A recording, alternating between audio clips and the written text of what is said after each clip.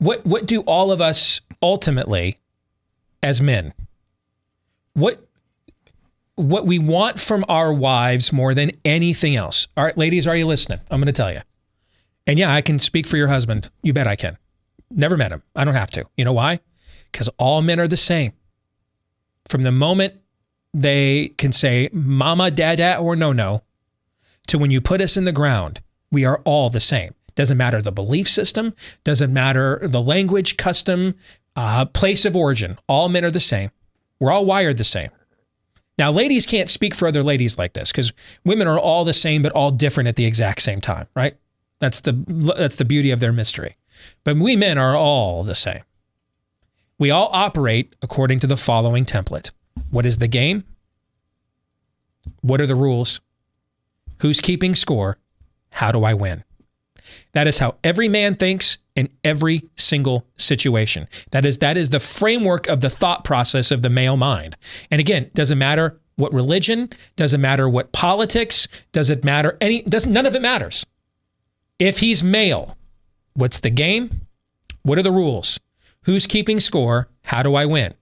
And so since that is how the male mind operates when it's operating in its right mind, I can tell you, ladies, what your husband that you have now, or a prospective husband that you would like to have in the future, what he wants from you more than anything else. And you're going to be shocked to learn it really isn't sexual gratification or fulfillment. That's very important to men, but probably not for the reason you think. My wife will tell you, as a counselor, men don't cheat. Rarely cheat because they're not getting it at home. Wife's no longer interested in sex. And that's especially true the further we get into the amount of pornography and other outlets available for you to just give yourself gratification. But the number one reason a man cheats is he doesn't feel appreciated at home, doesn't feel respected. What your husband wants more than anything else from you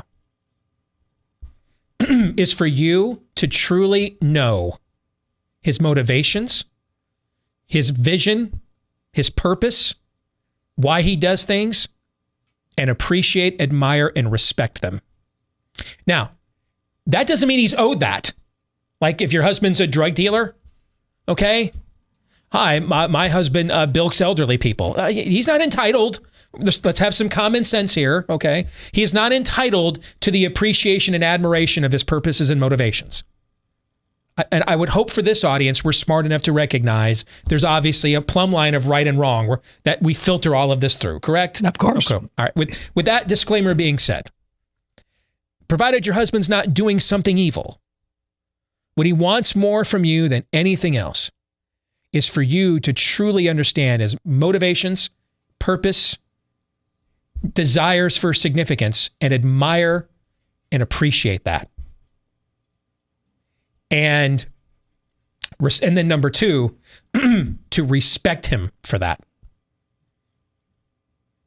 And to push him, prod him in those areas. Be proud of him when he achieves them. The act of sexual gratification with your mate for a lot of men is a husband. If he didn't want those things, if sex was just merely an act of gratification for him, he wouldn't have gotten married. There's just too many outlets to get it being single. Aaron, you were just single. Are there a lot of outlets just get that being single or released today? Do I need to even date a woman for that today? That's what a lot of people think. Yeah. So one thing you can find for sure, a guy, and chances are in this culture, is only getting married because he wants those things. Because sexual release by itself doesn't provide that need, doesn't fill it. And then the fact that you then accept him and are the vehicle for his sexual gratification adds to that.